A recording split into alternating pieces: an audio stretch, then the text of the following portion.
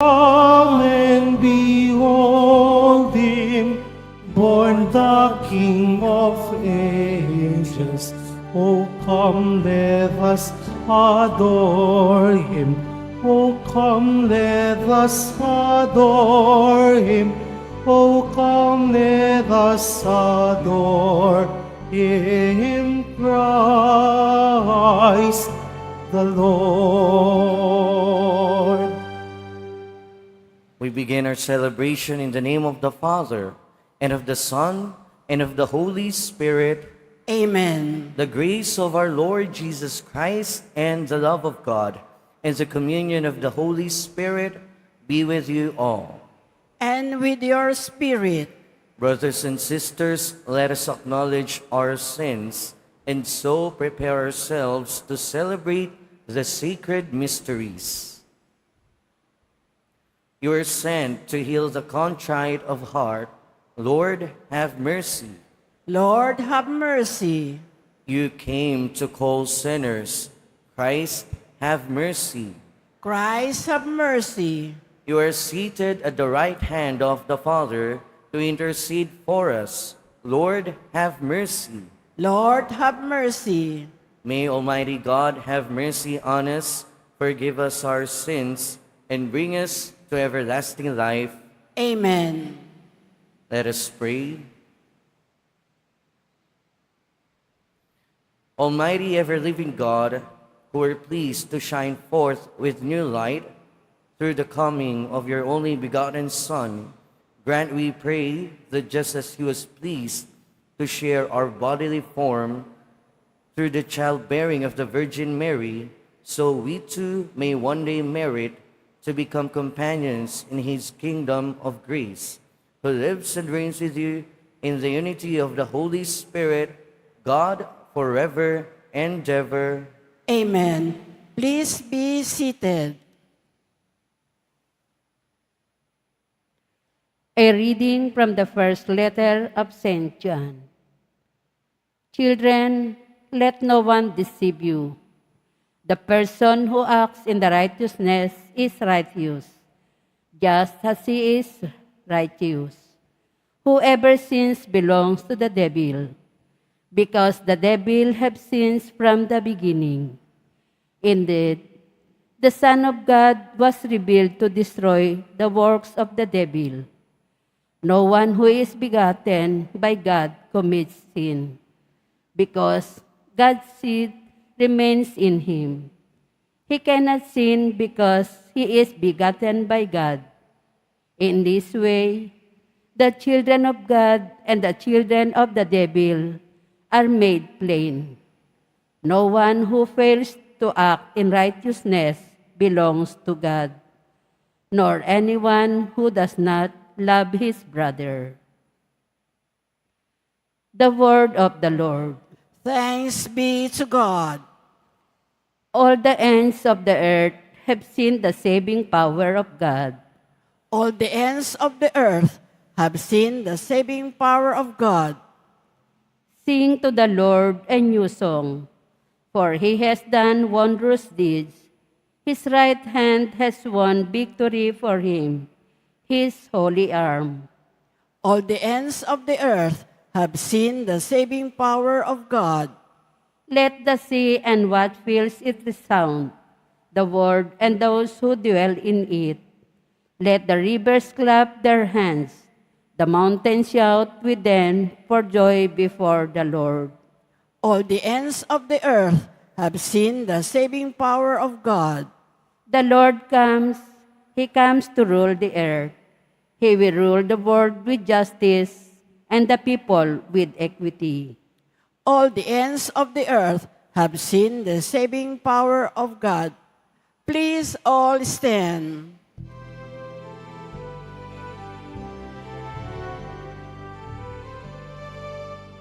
Alleluia,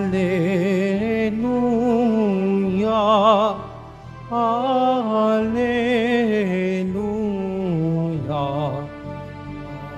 alleluia, alleluia.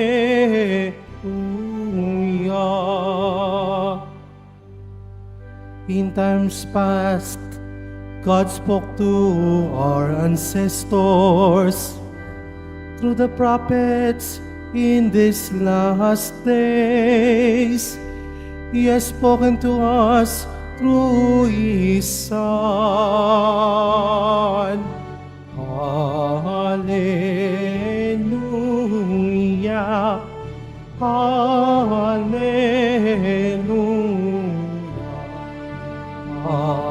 Hallelujah.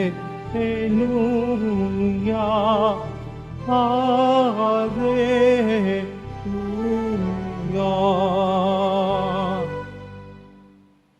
The Lord be with you. And with your spirit. A reading from the Holy Gospel according to John. Glory to you, O Lord. John was standing with two of his disciples, and as he watched Jesus walk by, he said, "Behold the Lamb of God." The two disciples heard what he said and followed Jesus. Jesus turned and saw them following him and said to them, "What are you looking for?" They said to him, "Rabbi," which translated means teacher, "where are you staying?" He said to them, "Come and you will see."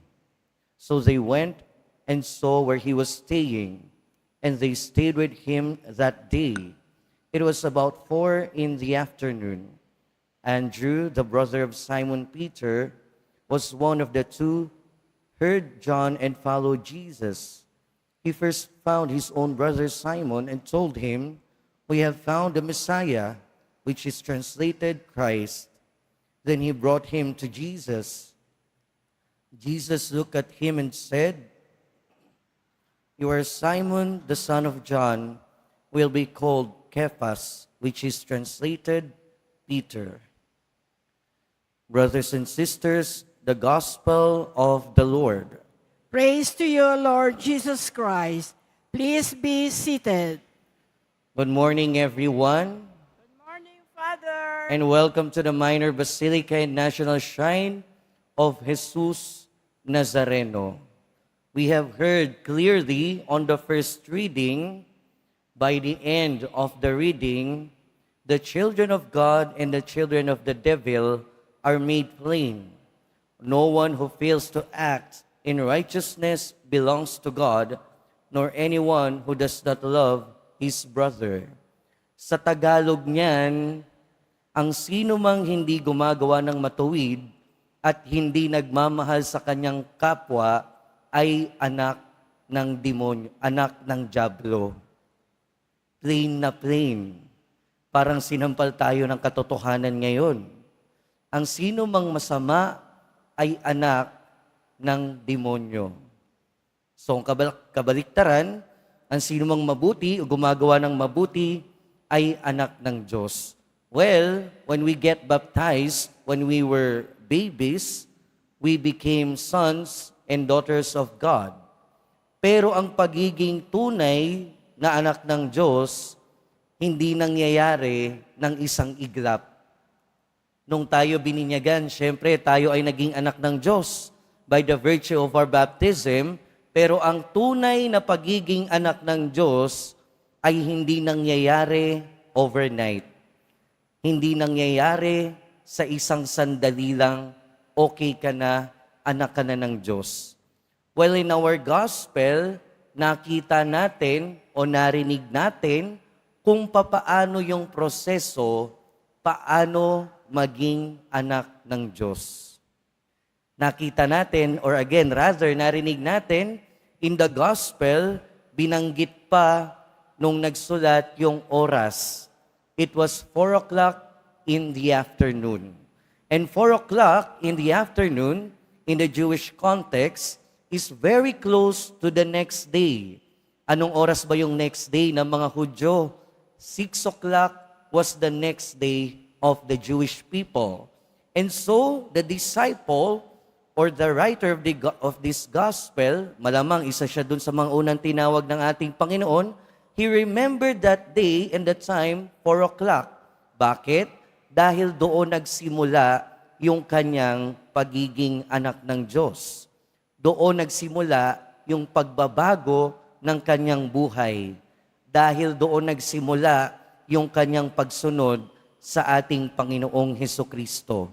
And it's true indeed that anyone who follows Jesus will change his life. Ang sino mang sumusunod sa ating Panginoon, nagbabago ang buhay. Kung sinasabi natin na sumusunod tayo sa ating Panginoon at hindi nagbabago yung buhay natin, well, we may be fooling ourselves. Kung sinasabi natin na talagang sinusunod natin ang ating Panginoon, ang ating pong Jesus Nazareno, pero wala namang nababago sa ating buhay, baka naman niloloko lang natin ang ating sarili. But we can learn from the gospel today na yung dalawang disipulo ni San Juan at nakita ni San Juan ang ating Panginoon, ito ang kordero ng Diyos. Ano yung ginawa ng dalawang disipulo? Mula kay Juan na tagapaghanda ng daraanan ng tunay na hinihintay ang ating Panginoong Hesukristo, sinundan na nila ang ating Panginoon. Pero nung sinundan na nila ang ating Panginoon, ano yung nangyari? Narinig natin, hindi naman sila yung nagsabi, hindi naman sila yung unang nag-approach, pero lumingon ang ating Panginoon at tinanong sila, "What are you looking for?" And in the context of the gospel, during that time, the question, "What are you looking for?" was very relevant. Dahil noong mga panahon na yon, maraming hinahanap yung mga tao. Yung mga panahon na yon, maraming gustong sundin yung mga tao. Yung iba, gustong sumunod sa mga pariseyo, maging legalist. Yung iba, gustong sumunod dun sa mga makabayan, na gustong mag-aklas dun sa mga Romano. Yung iba naman, gustong magkaroon ng master o teacher.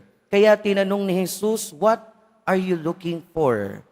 But the context of this question goes deeper. Dahil yung tanong na anong hinahanap nyo ay tanong sa kanila ng Panginoon at pagpapakita na laging ang Diyos ang nagkakaroon ng initiative. That question, "What are you looking for?" is a divine initiative. Ganun naman yung buhay natin eh. Lagi naman talaga Diyos yung nauuna. The fact that na lahat tayo nandito sa simbahan, it's not really because we initiated this. It was because God was inviting us to come and join Him in His divine banquet. Laging Diyos yung nauuna.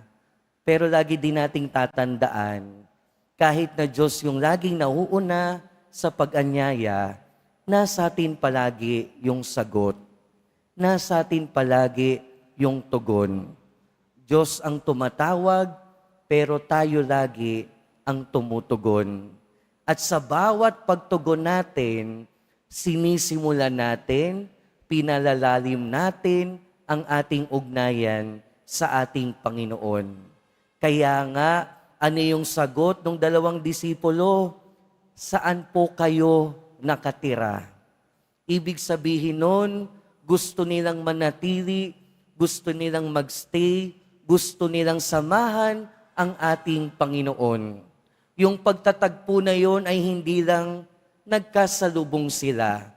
Yung pagtatagpo na yon ay hindi lang nagtanungan sila. Pero yung pagtatagpo na yon ay humantong sa pananatili ng disipulo sa piling ni Jesus at pananatili ni Jesus sa piling ng disipulo. Kaya yung kahulugan ng mga salita ni Jesus na come and you will see, hindi lang yung basta suspend. Hindi yun basta sinabi niya, "Tara, tignan niyo kung saan ako nakatira." Pero dahil ang ibig sabihin nun, "Tara, may ipapakita ako sa inyo ng mga bagay, may isasagot ako sa inyo ng mga bagay na sa akin nyo lang malalaman." May mga bagay sa buhay natin, maraming bagay sa buhay natin na tanging ang Diyos lamang ang makasasagot. May mga bagay sa buhay natin na malalaman lamang natin kung hahayaan nating samahan tayo ng ating Panginoon. At sa kwentong ito ng ating Ebanghelyo, dito sa maiksing pagsasalita nila, sa maiksing palitan nila ng mga salita, nagkaroon ng pananatili, nagkaroon ng tagasunod at sinusundan, dito nagsimula ang kanilang pagiging anak ng Diyos. At nagtuloy-tuloy yung kanilang pagiging anak ng Diyos. At ano ang ibig sabihin ng pagiging anak ng Diyos? Ang paggawa ng mabuti. Ano din ang ibig sabihin ng pagiging anak ng Diyos? Ang pagsunod sa ating Panginoong Hesukristo. My dear brothers and sisters, the gospel is inviting us today. Be the real children of God. Maging totoong anak ng Diyos. At lagi nating tatandaan, hindi overnight, hindi isang iglap ang pagiging mga anak ng Diyos.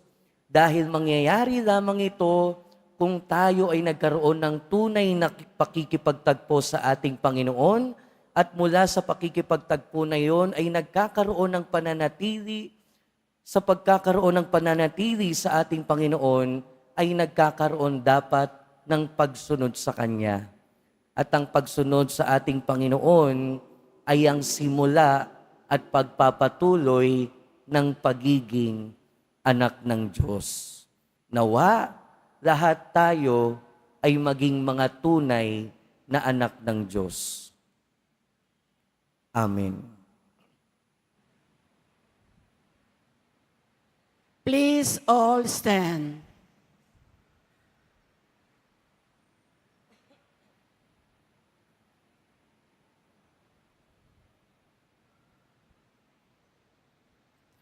God calls His chosen ones to fulfill His will. Let us pray confidently to our Father, knowing that He wishes His people to intercede for the world.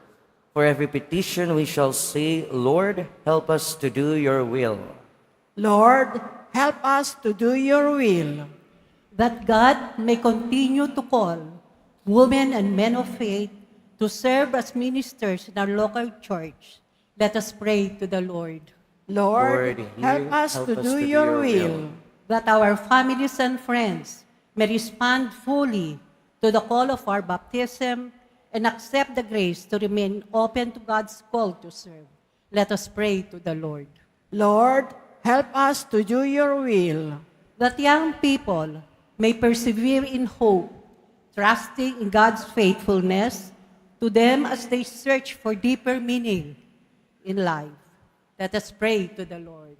Lord, help us to do your will.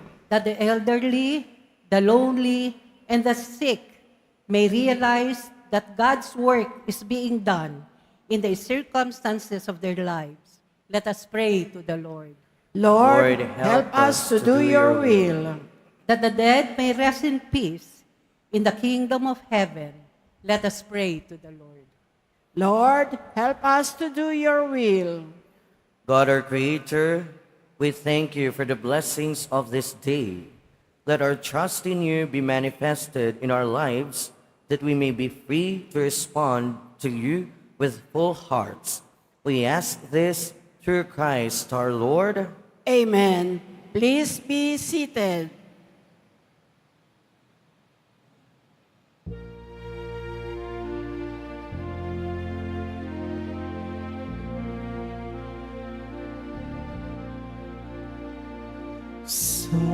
Silent night, holy night, all is calm, all is bright, round your virgin mother and child. Holy in infant so tender and mild, sleep in heavenly peace. Sleep in heavenly peace. Silent night, holy night, shepherds quake of the sight, glory stream from heaven afar, heavenly hosts sing hallelujah. Christ the Savior is born. Christ the Savior is born. Please all stand. Pray, brothers and sisters, that my sacrifice and yours may be acceptable to God, the Almighty Father. May the Lord accept the sacrifice at your hands for the praise and glory of his name, for our good and the good of all his holy church. Almighty, ever-living God, who through your only begotten Son have made us a new creation for yourself, grant, we pray, that by your grace we may be found in the likeness of him, in whom our nature is united to you, who lives and reigns with you in the unity of the Holy Spirit, God, forever and ever. Amen. The Lord be with you. And with your spirit, Lift up your hearts. we lift them up to the Lord. Let us give thanks to the Lord our God. It is right and just. It is truly right and just, our duty and our salvation, always and everywhere to give you thanks, Lord, Holy Father, Almighty and eternal God, through Christ our Lord. For on the feast of this awful mystery, though invisible in his own divine nature, he has appeared visibly in ours, and begotten before all ages, he has begun to exist in time, so that raising up in himself all that was cast down, he might restore unity to all creation, and call straying humanity back to the heavenly kingdom. And so, with all the angels, we praise you, as in joyful celebration we acclaim. Holy, holy, holy, Lord God of hosts, heaven and earth are full of your glory. Hosanna in the highest. Blessed is he who comes in the name of the Lord. Hosanna in the highest. Please all kneel.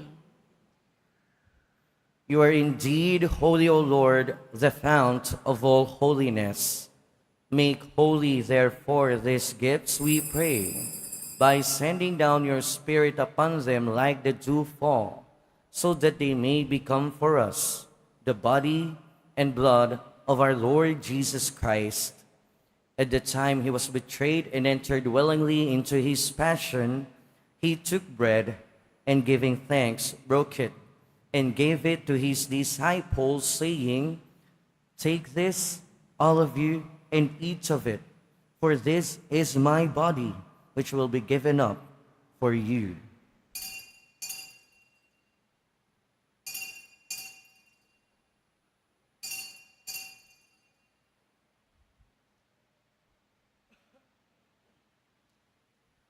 In a similar way, when supper was ended, he took the chalice, and once more giving thanks, he gave it to his disciples, saying, "Take this, all of you, and drink from it, for this is the chalice of my blood, the blood of the new and eternal covenant, which will be poured out for you and for many, for the forgiveness of sins.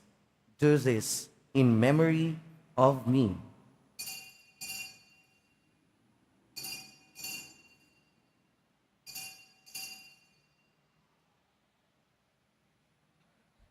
Please all stand. The mystery of faith. We proclaim your death, O Lord, and profess your resurrection until you come again. Therefore, as we celebrate the memorial of his death and resurrection, we offer you, Lord, the bread of life and the chalice of salvation, giving thanks that you have held us worthy to be in your presence and minister to you. Humbly we pray that partaking of the body and blood of Christ, we may be gathered into one by the Holy Spirit. Remember, Lord, your church spread throughout the world, and bring her to the fullness of charity, together with Francis, our Pope, and Jose, our Bishop, and all the clergy. Remember also our brothers and sisters who have fallen asleep in the hope of the resurrection, and all who have died in your mercy. Welcome them into the light of your face. Have mercy on us all, we pray, that with the Blessed Virgin Mary, Mother of God, with the blessed apostles, Saint John the Baptist, and all the saints who have pleased you throughout the ages, we may merit to be co-heirs to eternal life, and may praise and glorify you through your Son, Jesus Christ. Through him, and with him, and in him, O God, Almighty Father, in the unity of the Holy Spirit, all glory and honor is yours forever and ever. Amen. At the Savior's command, informed by divine teaching, we dare to pray. Our Father, who art in heaven, hallowed be thy name. Thy kingdom come, thy will be done, on earth as it is in heaven. Give us this day our daily bread, and forgive us our trespasses, as we forgive those who trespass against us. And lead us not into temptation, but deliver us from evil. Deliver us, Lord, we pray, from every evil. Graciously grant peace in our days, that by the help of your mercy we may be always free from sin and safe from all distress, as we await the blessed hope and the coming of our Savior, Jesus Christ. For the kingdom, the power, and the glory are yours, now and forever. Lord Jesus Christ, who said to your apostles, "Peace I leave you, my peace I give you," look not on our sins, but on the faith of your church, and graciously grant her peace and unity in accordance with your will, who live and reign forever and ever. Amen. The peace of the Lord be with you always. And with your spirit. Let us offer each other the sign of peace. Peace be with you po. Peace be with you. Lamb of God, you take away the sins of the world, have mercy on us. Lamb of God, you take away the sins of the world, have mercy on us. Lamb of God, you take away the sins of the world, grant us peace. Please all kneel.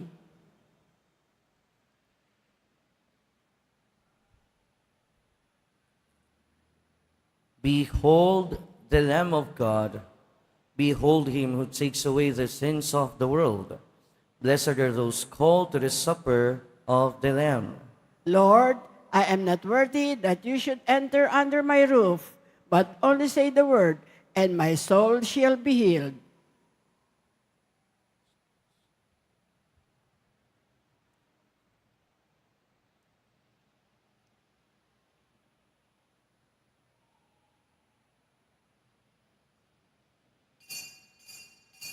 Para sa lahat ng tatanggap ng banal na komunyon, sasagot po tayo ng amen pagkasabi ng pari o ng lay minister ng katawan ni Kristo at isubo agad sa bibig bago umalis sa harapan ng pari o lay minister. Sumunod po tayo.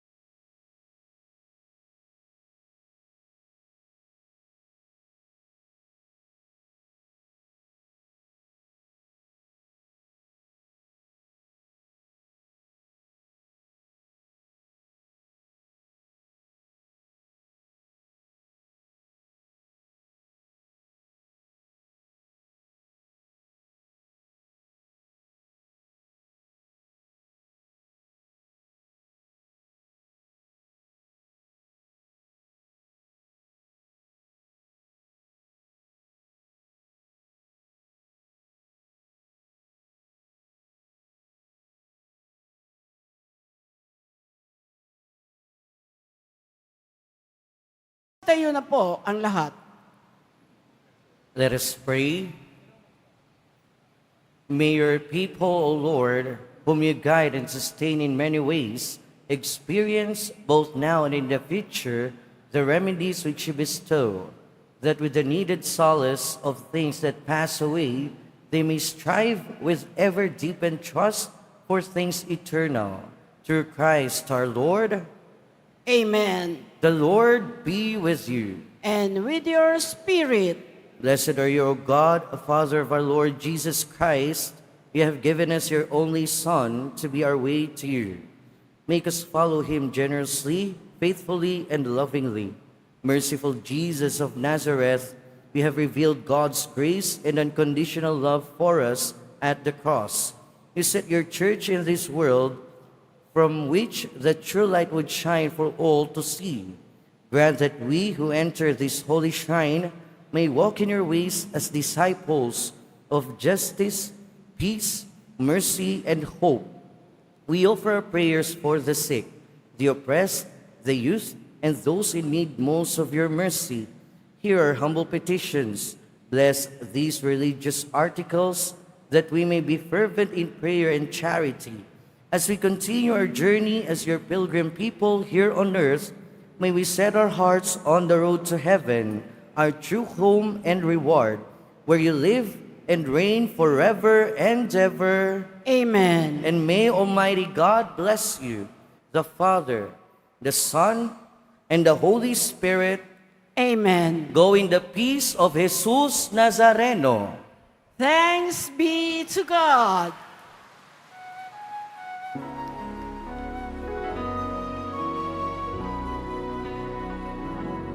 Nuestro Padre Jesus Nazareno, sinasamba ka namin, pinipinto ka namin, aral mo ang aming buhay at kaligtasan. Nuestro Padre Jesus Nazareno, iligtas mo kami sa kasalanan. Ang krus mong pinamatayan ay sagisag ng aming kaligtasan. Nuestro Padre Jesus Nazareno, dinarangal ka namin. Nuestro Padre Jesus Nazareno, inuwalhati namin. Nuestro Padre Jesus Nazareno, dinarangal ka namin. Nuestro Padre Jesus Nazareno,